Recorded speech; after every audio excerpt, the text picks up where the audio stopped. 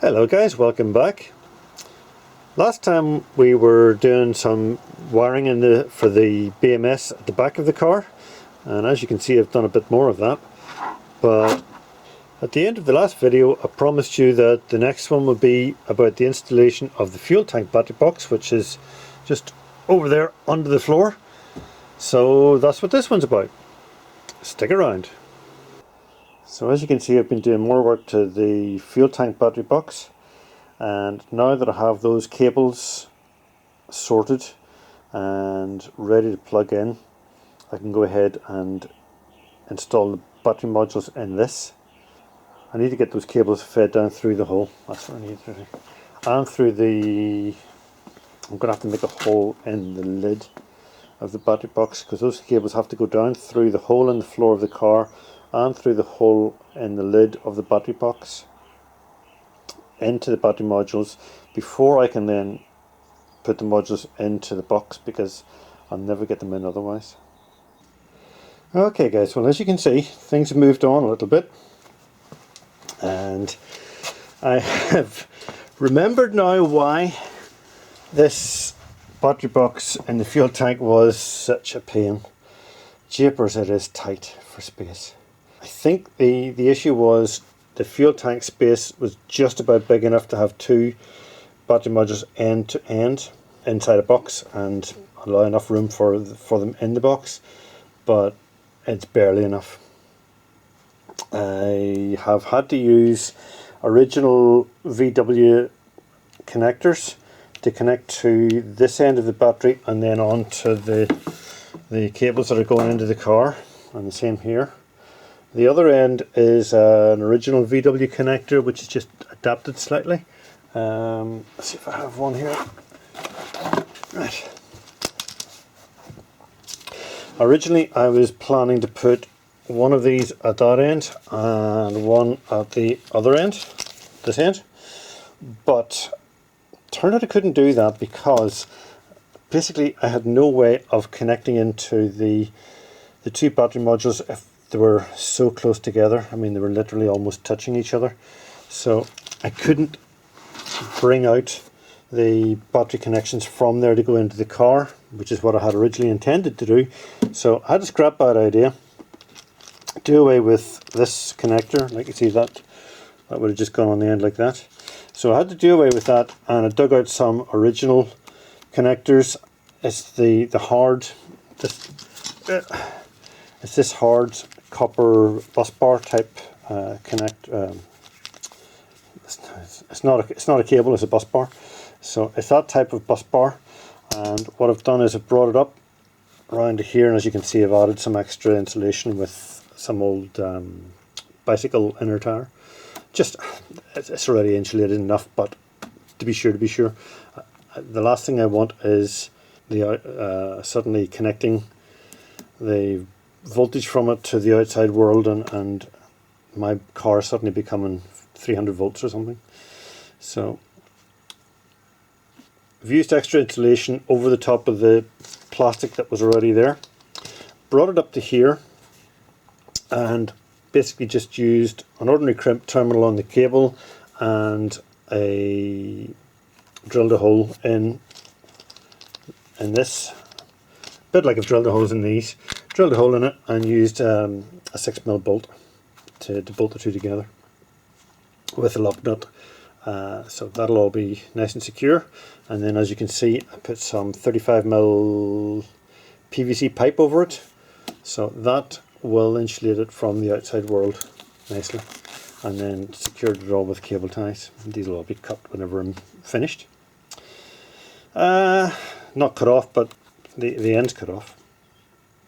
So what I've also done is I have the BMS cables coming down, and two of them, one is going into there and one is going into there, and the other two now I have to connect onto this battery, these two batteries, before I put them into the box.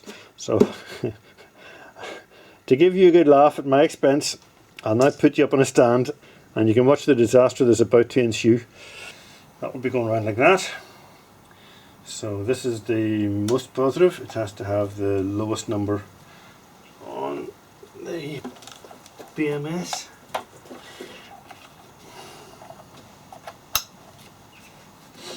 And this one plugs in here.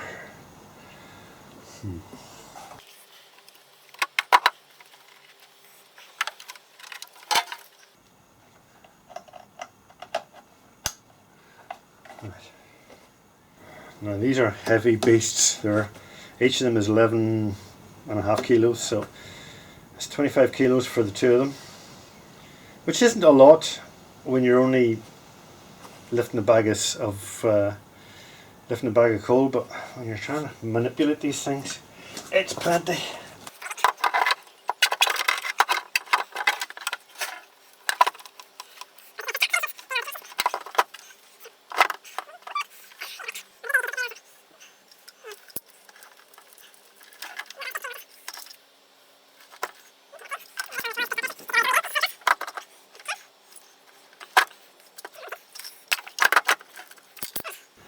And that's all of the brackets are in the holes, so good. I can go ahead and bolt it all down now. But before I do that, I need to test fit these. I know one of them was tested and was working, but I'm not sure about the other one. This is not an easy job. I guess trying to fit in the lid would be a good idea before doing anything else.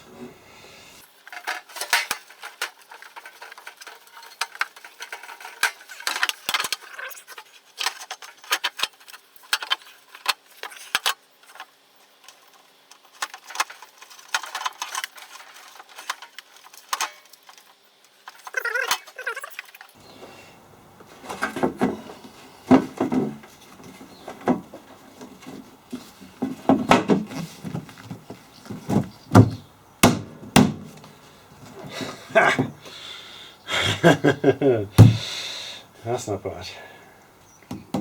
Before I put this lid on for the last time, I will be putting a bead of silicone sealant right the way around the inside, the top edge, so that the thing has a seal.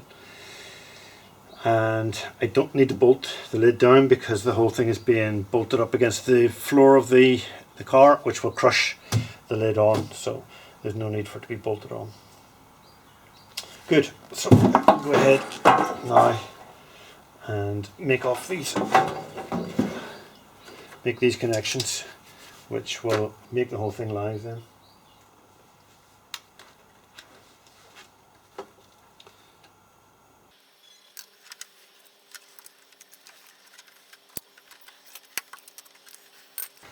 Yeah. I put this in once before and it took, about 5 goes to get it. Multiple removals with one of these, a magnetic thing.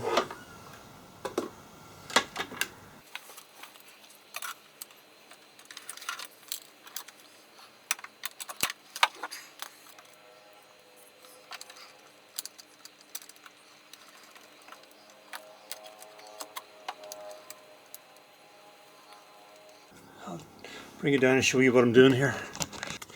There is a bolt going in right in there, and I've just screwed that in using the tips of my fingers, and there's another one to go in just on the other side. If you can see it or not, just there.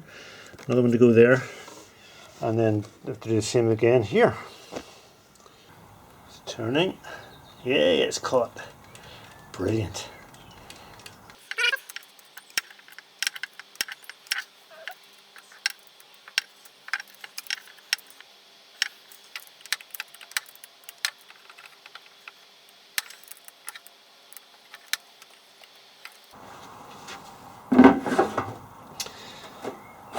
So guys, that's it, pretty close to being ready to go. I have all the bolts all tightened up, the terminals are tightened up, but what I need to do before I glue the top on is I need to confirm that the voltages of those battery modules are going through to the connect correct connector on the correct pin. Okay, so it's not as complicated or difficult as it sounds.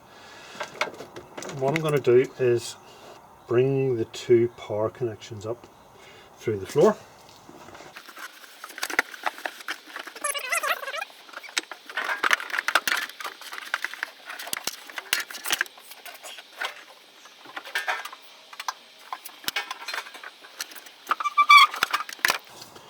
The situation is we are looking for pin numbers from 53 to 68, cell numbers, and if we go to this diagram here, we can see that 53 to 68 are not an LB15 cell numbers. Oh, they are, sorry, they're an LB15. So that's the same connector that we were in previously. Okay guys, so these voltages are not going to be correct because they're assuming that we're starting at pin number 1 at 352 volts, or pin number 96, which is, where is it, down here somewhere, which would be 0 volts or 1 or 3 volts. So we don't have all the batteries all connected, so these voltages won't be correct, but they should be stepping up in the same sequence with the same sort of 3.7 volts each time. So if I put my negative probe onto cell number 68, that should be the most negative, and then 67 is the next one up, which should be 3 volts higher. 66 should be 3 volts higher again, and so on. So it should ramp up till about 70 volts or 60 volts or whatever it is. Anyway, I need to find the negative, which is this one. I don't need to worry about the positive. So the negative of my probe goes into there. Okay, and on the positive end of the probe I have this pin thing, and that should allow me to stick my probe right into the actual socket itself. So if we, using this diagram, look for pin number our negative is going to 68. Should it be the most negative, or is it the first positive? Right, that's the blank pin, which is zilch. So that is okay, the blank pin, which is zilch. So the one we're looking for is across one and down one to give 3 volts. Okay, it's 3.65. That's 68 is 3.6 volts, which is correct. 67, the one above it, should be 7.3. It is. Okay, 66 is down and across, should be 11. Yep.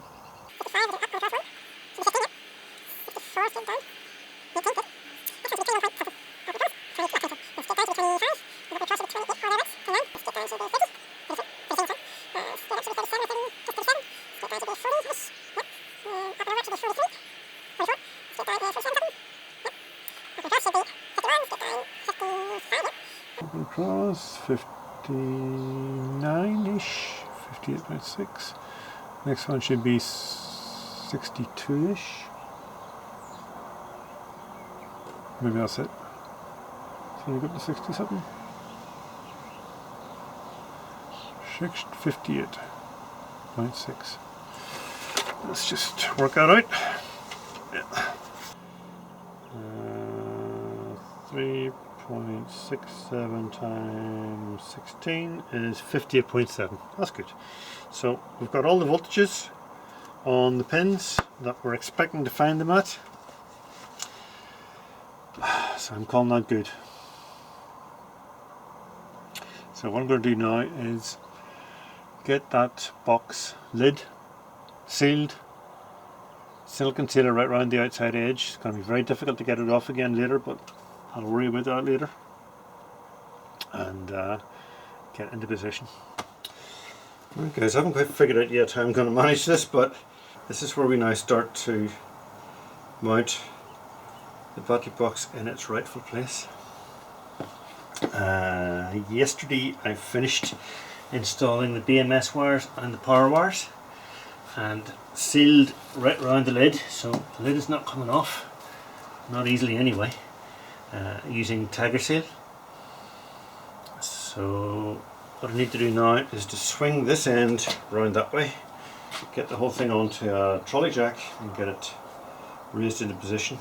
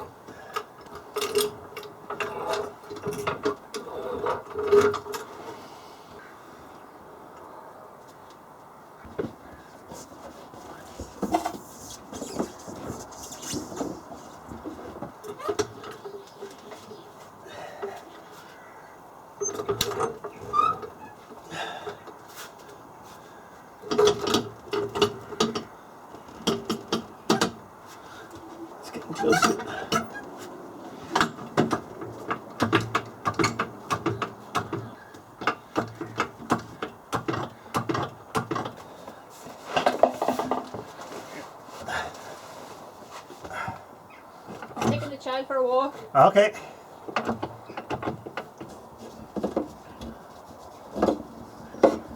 If you're wondering who the child is, it's Freddy the dog. He's better treated than most children.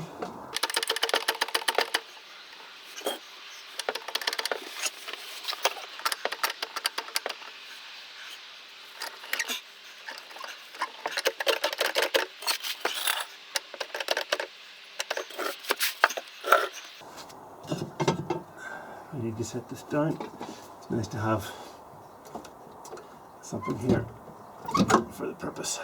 Set it on.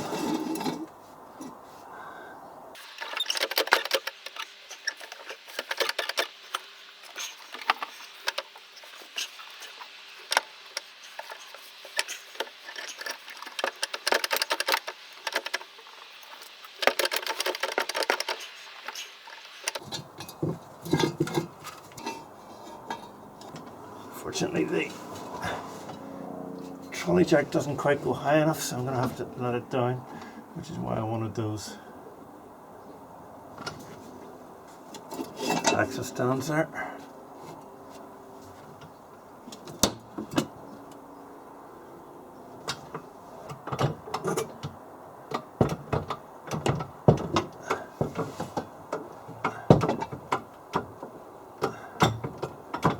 That's not going to work.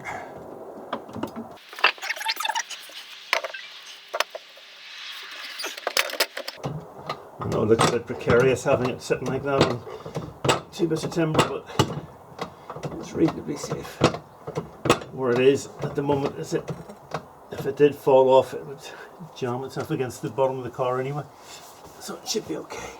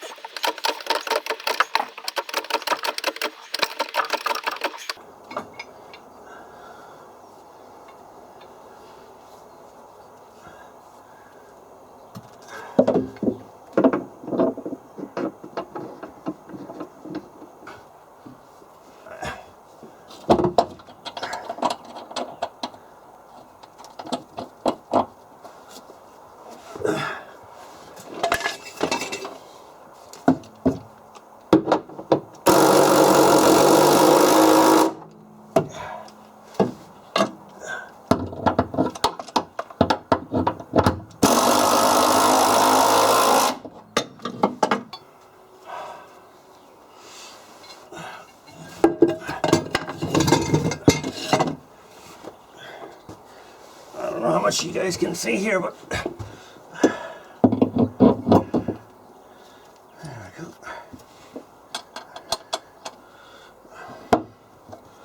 There's going to need to be some adjustment here, I think.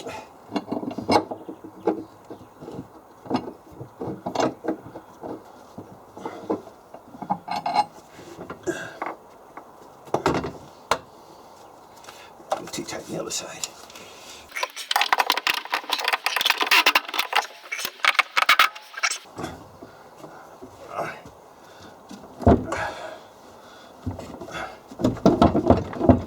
Some room for adjustment.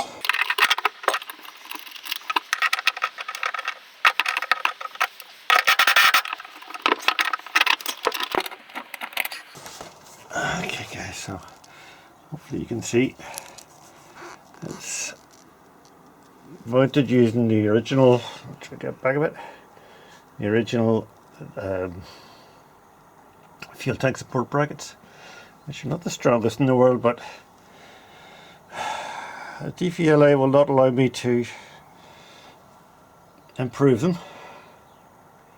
so I have to make do with what we've got. What I'll do is I'll put some washers or something in here just to allow me to snug that up. I'm not comfortable with it sitting like that with those big gaps.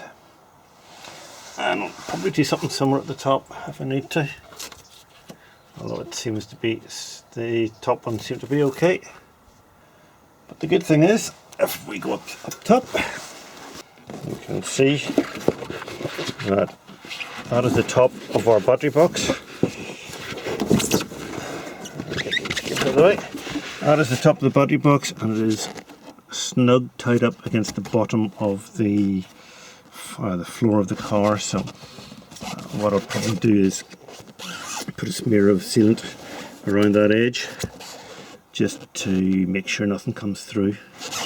I'm going to do each one of these holes as well, just to make sure no water can get through and then down into the top.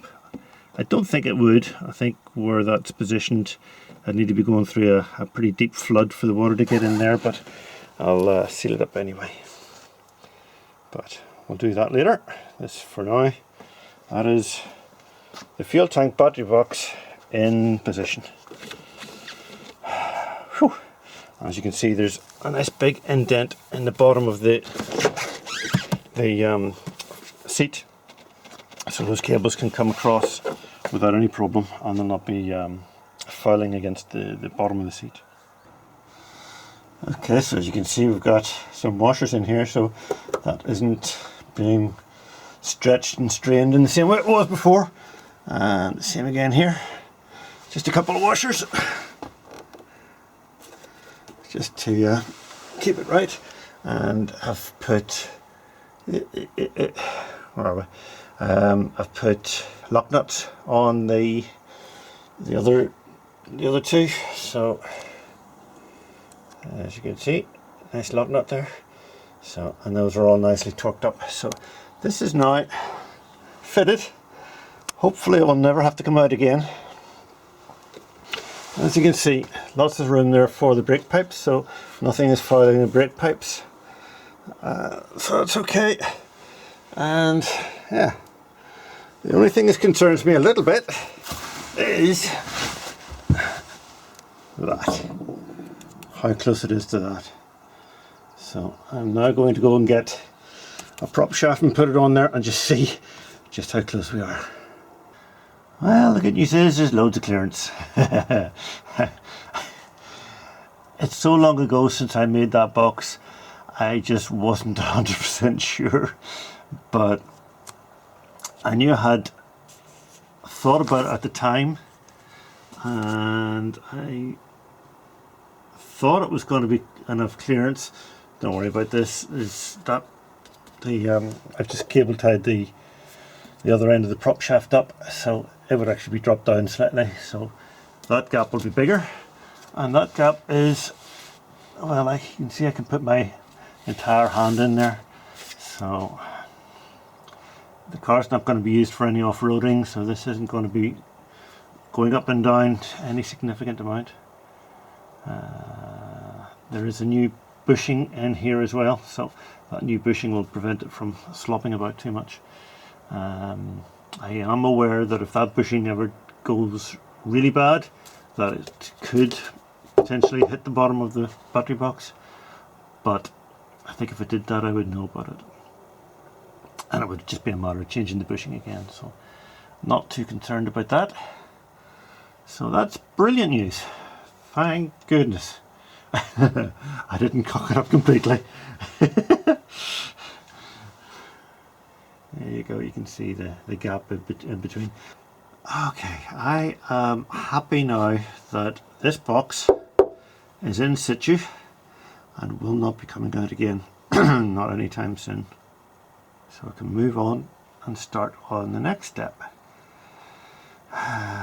which is the front.